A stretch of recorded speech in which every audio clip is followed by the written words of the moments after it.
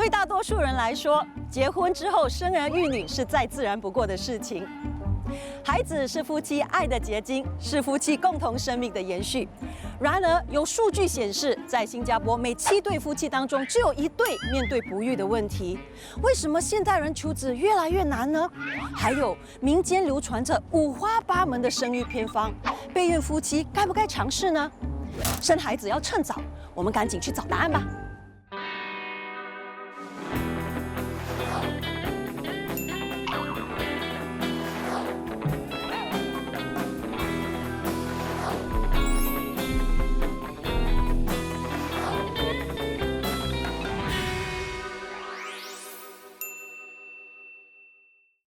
生儿育女乃人生大事，坊间流传着哪些与生育相关的小偏方，值得大家试一试呢？自古以来，女人都肩负着传宗接代、繁衍子孙的重责大任。但是要生小孩，不是说要有就有的。有一位妈妈，她就患有常见的妇科疾病——多囊性卵巢症候群。因此，她的求子之路呢，用尽了各种方法，经历了无数次的挫败，终于让她得偿所愿，当上了妈妈。到底她是找到了什么样的生子妙方呢？燕佳你好，谢谢你接受我们的访问。翠芳你好，幸福的妈妈，可以跟我说你现在有几个小孩吗？我有2个小男生，一个是2岁10个月，一个是7个月。我知道你这个求子的那个路程非常的崎岖，那你是花了多长的时间才成功受孕的呢？我是花了8年的时间才成功受孕的。在这8年的期间，我尝试看了2、3年的中医，吃了2、3年中药，然后后来又换去西医，看了2、3年的西医，然后又尝试了1年时间的 IVF。可是以上的这些方法都没有让我成功怀孕。你是在几岁的时候发现自己是多囊性卵巢症候群的患者？看了中医西医的这段期间，我发现自己是一个多囊的患者。可是在这之前，我其实并不知道，因为我的月经不规律是从小就开始了。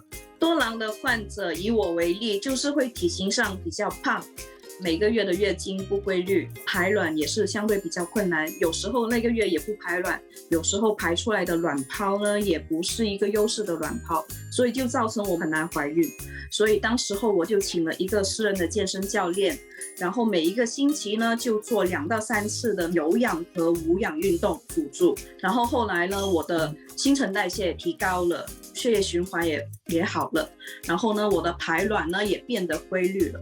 那除了运动之外，你还有尝试其他的方法吗？当时候我有一个朋友就分享了一个小偏方给我，他跟我说用艾草来泡脚，并且喝这个黑豆浆都可以帮助排卵很顺畅，于是我就尝试了这2个方法。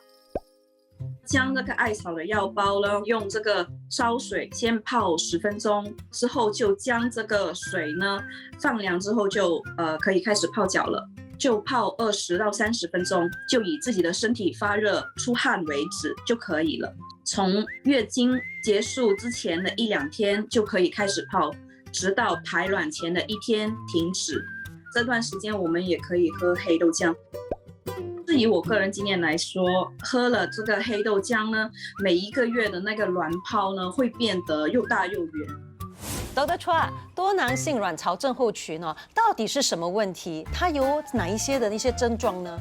多囊性卵巢症候群一般上就是荷尔蒙失调而导致的，它会使到一个女孩子她里面的雄性荷尔蒙会比较高一点，因为排卵是有点失调，所以他们的经期会有问题，有时候不来经，有时候来经太多，体型也是比较肥胖，因为身体增肥的比较快。多囊卵巢也俗称为懒惰的卵巢，卵巢里面有很多小小的小囊，不过因为荷尔蒙失调的关系，所以他们全部都在睡觉，不想醒来，不想成长，也不想排出来。没有排出来呢，就是没有月经，没有月经呢，也就表示不能够怀孕。这个比较多是适合于肾阳虚型的多囊性卵巢症候群的患者。艾草它有温经、散寒、调经、止血的功能，它特别适合于子宫虚寒、月经不调、宫寒不孕的女生。那黑豆呢，本身它有健脾益肾的作用，能促进卵泡的发育。那对于这个症型是特别适合的。那患者要怎么知道哦，他们是属于这个肾阳虚型的呢？如果说这个女生比较容易怕冷，会有下肢的水肿，然后来白带的时候会比较多，或者是月经来的时候会延后，来月经的时候颜色是比较淡的，那一般上我们就会归类于它是肾阳虚型的这个体质。除了这个体质之外呢，还有没有其他的体质也是不容易受孕的呢？例如说像肝郁的体质、痰湿，还有血瘀的体质，属于这3种的体质，他们的受孕的几率确实也会大大的减低。那对于有生育计划的这些多囊卵巢患者哦，他们能够接受哪一些治疗呢？要是这个多囊卵巢的妇女是一个比较肥胖的，那我们就以他们的体重、饮食、运动来着手，这也就是最自然的治疗方式。问题就是在那些比较瘦型的多囊妇女，那可能就比较挑战性了，因为我们也不能够叫她体重减少，有些是可能因为太瘦的关系而不能够怀孕。不过那些的话，我们就看可以调一下他们的荷尔蒙啊，让他们自然的排卵。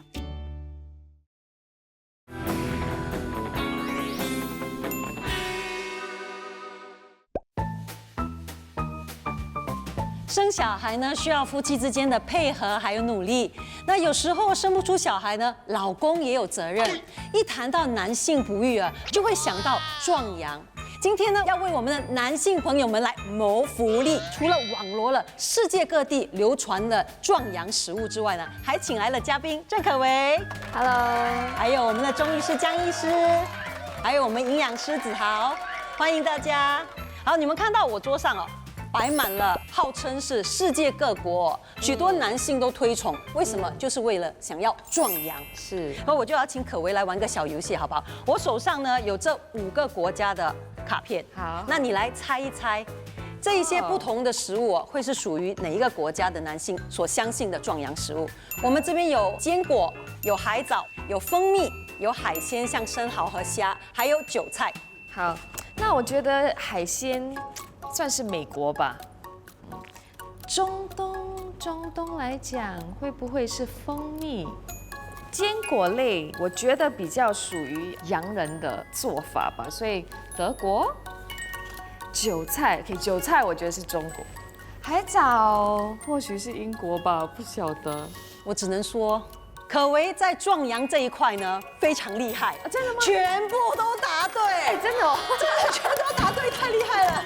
这时我就要请2位专家来说一说，真的吗？这些都是壮阳的食物吗？在中医里面的话，生蚝，跟海鲜、虾呀这些都归在肾经里面的，所以它其实有温肾阳的作用，可以帮助我们的精子的活力，可以帮助男性的性功能的。果仁类的其实也是归肾经的，它温补肾阳的。蜂蜜的话就不会，蜂蜜在中药里面的作用的话，它其实是润肠通便。那海藻的话，我倒是建议大家就是要适量的补充。海藻它里面含的碘非常丰富，那如果太过量的使用的话，它刺激到甲状腺素，那反而引起甲状腺功能的这个不正常，有的时候会引起阳痿啊，或者是性欲低下。它有反效果吗？对对对，这样就是你补充过量了。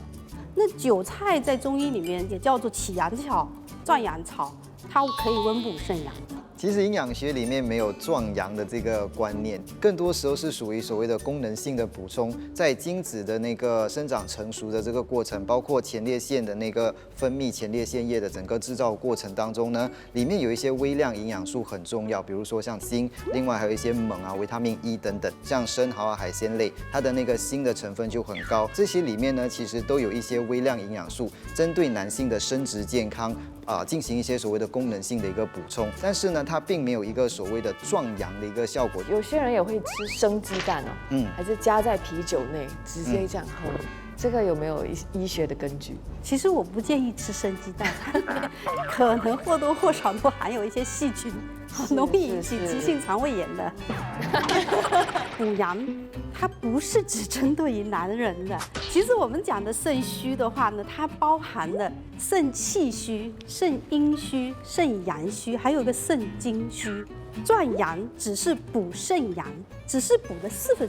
我们的身体里面其实有一个化学物质叫做一氧化氮，那一氧化氮会让我们的血管扩张，那血管扩张的时候呢，充血的能力会比较好，所以在身体你如果能够足够合成一氧化氮的话，其实就像是伟哥这样的一个作用。那在食物里面呢，有一些东西可以促进生产一氧化氮，比如说像人参啊、大蒜啊，或者是黑巧克力，那这些东西吃了之后呢，可能会有一些帮助。这样，江医师，今天你可以为我们的男性介绍一个补肾益精的良方吗？生育的话，主要还是跟精子质量有关系，所以这一张方子呢，我们叫它补肾填精方。里面的原料有熟地30克、覆盆子25克、枸杞子15克、菟丝子15克、淮山30克、泽泻12克，然后再加上10克的红枣。我们把这所有的药材放在锅里面，大概放2碗的水，就煮1个小时，大概煮到这个剩下1碗的水的分量。那么我们先把这个2次的药都煮出来，都煮出来以后呢，把这2次的药全部掺在一块，然后再分开，早晨吃1碗，晚上喝1碗。在没有生病的情况下，我们可以吃5天停2天，或者隔1天吃1次。那么可以吃1到2个月，帮助这个精子的健康的生长，然后进行受孕这样。生男生女各有所好，但由不得你来选择。有些人非要生儿子，有些人特别喜欢女儿。我就认识一位朋友，他连续生了4位千金，他是否有任何的生女偏方呢？给当然，你有4位可爱的宝贝女儿，可以跟我们说她几岁了吗？最小的现在5岁，第3个呢他9岁，第2呢12岁，然后老大今年15岁。你连生了4个女儿，是不是你和你的老公都特别爱女儿呢？很喜欢女儿，我跟我姐姐的那个感情是很密切的，所以看到我第1跟第2个女儿呢，会 remind 我啦，以前跟我姐姐长大的那时候，我的第1跟第2个呢，其实是没有什么想要故意去生女儿，可是看了第1跟第2。那个感情那么密切呢，我第3个、第4个，我真的很想生女儿了。那你是否有用了任何的特别偏方来确保说你的老3、老4都是女儿呢？翻那个 magazine 呢，我就看到，为什么这个 interesting article？ 他就说你的 diet 可以影响到你生男生女的 chances。其实它是个 fun fact。读了这个文章之后呢，我说 OK，I have a reason to eat more now。我就是很喜欢吃这些不健康的东西。有多不健康呢？For example， 有巧克力、薯片，还有炸鸡。尤其是巧克力，因为这个糖分呢很高，这些炸的食物呢。跟那个糖分高的食物呢，尤其是肉类的，这些会弄到我们的身体非常的酸。那你的个案真的很特别，让我来问问专家看看是不是酸性体质的妈妈比较容易怀上女儿？那事实上呢，在营养学里面其实没有这一套学说的。酸碱体质的话，其实就有一个问题，你怎么去定义酸碱体质？你从什么地方去测量？是从你的那个血液吗？还是从你的尿液？所以其实并没有一套真正的正确的标准，说你的身体究竟是酸性还是碱性的。如果是备孕的夫妻他们应该如何补充营养，这样子受孕几率会高一点呢？那对女性来说，那就从现在马上就开始吃叶酸另外要必须补充的就是钙质和铁质，因为照骨头照红血球等等都必须要有这些营养素。那男生来说的话呢，从那个锌维他命 E、锰这些微量营养素开始，然后另外呢补充一些抗氧化剂，让精子比较不会受到破坏，然后会更加的健康。生男生女跟妈妈吃的食物酸性食物、碱性食物也没有什么关系的。其实呢，这个生男生女倒是跟女性的阴道环境、阴道的酸碱度是有一点点的关系的。在普通的正常的情况下，女性的阴道它是属于弱酸性的这个环境但是在越靠近排卵日期那天。阴道的环境，在子宫颈那边会分泌一些碱性的粘液。那这个碱性的粘液呢，其实对 Y 精子是有益的。所以在越靠近排卵期这一天行房，它其实生男生的几率是稍微会高一点的。但实际上，女性的排卵期它受很多的因素的干扰，比如讲说荷尔蒙，还有一个紧张的情绪、焦虑的情绪都会影响到排卵期的。所以，一对夫妻太执着于生男生女的话，他反而会扰乱了这个排卵期，反而会造成排卵期的混乱，甚至不排卵啊，那几率就相对变得更低了，对，完全没有，弄巧成拙了。精子和卵子的结合是随机的，生男生女在概率上几乎是相等的。大多数的现代夫妇早已摆脱重男轻女的旧思想束缚，只求孩子健康成长，生男生女并无所谓。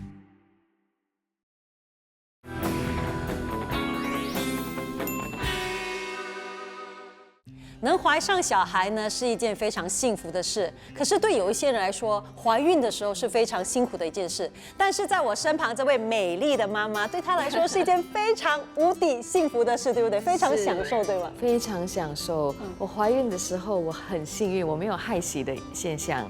看着肚子一天天的大，当然会比较重，然后可能有时候会脚有点水肿啊，可是都很 OK。而且你看，她生产完了之后，肚子就乖乖的瘦回去了。要运动啊，要运动。你2个小孩多大？一个3岁半，然后另外一个差不多要11个月了。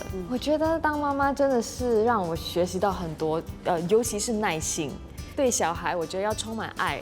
所以我相信你的成长过程，你自己也被你的妈妈这么样的保护着、爱着，对不对？加上你也有家婆的疼爱，2位长辈哦，一定是在你怀孕啊、到生产过后、到哺乳期间，都帮你照料得非常好。那有没有什么你觉得他们教你的一些偏方啊，还是方式，你觉得很好，想跟我们的观众朋友们分享的？我们现在桌上就有2颗椰子。身为孕妇的时候，其实你的温度会比平常人高，然后觉得很热。那喝椰水其实我觉得是一种享受。那你知道为什么你需要喝椰水吗？他们说宝宝生出来皮肤会比较干净，就可能没有那么多粘液还是血丝，我不懂，听说的啦。那你的宝宝出世之后呢？你觉得呢？我觉得2个都还蛮干净的。这个椰水它本身是性质是甘凉的，它具有这个滋阴、清暑、解渴的作用。孕晚期这个属于湿热的孕妇，可以适当的1个礼拜喝1到2次的椰水，可以起到滋阴、清洁热毒的作用。那小孩子的皮肤确实也会比较干净一点。那这样子有哪一些孕妇是不适合喝这个椰水的呢？脾胃虚弱，或者是痰湿内阻的妈妈们，经常的肚子胀风、泻肚子、手脚冰冷，然后比较劳累，或者是气血不足、阳虚的这些孕妇就不大适合。如果喝太多的椰水，有这个早产甚至于这个流产的这个危险。如果在怀孕期间呢，血糖比较偏高的，我们也不建议喝椰子水。我会鼓励我的产妇喝椰水，因为椰水清淡，不会太甜。天气热的时候也是很凉爽。当然，当 baby 生出来的时候，有些是很干净，有些是很多粘连的。不过呢，有些是没有喝椰子水 ，baby 出来也是很干净的。所以我看可能是碰巧的吧。所以如果宝宝出世之后啊，血丝和粘液的多少对宝宝来说有影响吗？对 baby 是没有害处的。其实有些人相信这些粘液是让 baby 保暖的。要是什么事情都不做，不跟他擦干的话，24小时他自己会消失的。其实我妈妈也有教我一个催奶的偏方，那很容易的，其实就是有青木瓜，还有三文鱼，然后这些就是我们之前已经准备好的一个材料包里面的一些中药。所以全部的材料下完以后，我们就盖起来煮大概45分钟，就可以把鱼加进去咯。那喝了之后，你觉得有怎么样的效果？其实还蛮有效的。对我来讲，我其实奶水很充足，还省至胀奶。所以我其实有去找哺乳顾问，然后来帮我疏通我的乳腺。所以顾问会做一些什么来帮你疏通呢？所以我那时去找的哺乳顾问呢，这位大姐呢，她除了帮我按摩之外呢，她还有一招，就是她会抓着我的乳房，然后这样子，就这样非常用力的甩奶功。所以这位大姐呢，她这样子甩奶之余呢，另外一位大姐又进来，然后他们同时2个乳房一起。好香哦，香醇浓郁。是，而且我其实现在我的11个月大的宝宝，我还在喂母乳哎。哇，所以喝了这个汤之后，等一下你就我的母乳应该会很通顺哦，很好喝哎。可是我们说好的东西呢，还是要适量的喝。我看这个1周喝1-2次应该就够了。1-2次就够了。对对对。青木瓜它具有健脾、消食，还有这个通便的作用。那木瓜它本身又入肝，所以就是说它可以调达肝经，那疏通经络，效果也可以刺激那个乳腺分泌乳汁。那同时呢，因为三文鱼呢，它的营养成分非常的好，所以它对于这个乳汁的生化是会有帮助的。我们说孕妇啊，在产前跟产后可以做一些什么来确保说她们可以有充裕的奶水？产前的时候一定要对这个乳头进行很好的护理。如果孕妇发现她的乳头是凹陷的，那在平常一定要尽量把它向外拉，同时呢要搓洗乳头，预防乳头的皲裂。那这个有促进那个乳腺的通畅，那这个可以就是说预防以后的哺乳的困难。那在产后呢，要尽量的尽早的哺乳，定时的哺乳，以刺激这个乳腺分泌乳汁。那有一部分的产妇吧，生产完之后恶露会拖比较久一点，那这个其实会耗伤气血，会影响到乳汁的这个生化的一个功能，所以我们会建议他们尽早要治疗。催奶其实是一个说法啦，在营养学里面其实就是确保乳汁正常分泌的食物。那他们应该吃一些什么，这样才可以补充奶水呢？乳汁的基本成分呢，就是水分、脂肪、蛋白质，还有妈妈身体的营养素。那在制造这个过程当中呢，你需要的就是要喝足够的水，然后要补充足够的蛋白质，一定要有脂肪，然后呢，你一定要有足够的能量，你才可以去制造乳汁。所以我觉得很多新手妈妈会有一个问题是，当他们生了小孩之后，其实很担心自己的那个体重的问题，所以有时候会开始有一点刻意的去减少热量，或者甚至于减少脂肪。那当你开始减少热量、减少脂肪的时候呢，乳汁的分泌和生产就会减少了。妈妈们要做的就是提供足够的营养，能够制造足够的乳汁，那是最重要的。有人是这样子形容的：生育这件事靠的是2个字——运气。但其实更重要的是夫妻之间的包容与扶持，还有掌握正确的生育知识。做一个健康快乐的孕妇，才能生出健康可爱的宝宝，让生育这一段人生中重要的旅程呢变得更加的美好。好了，祝君安康，我们再见。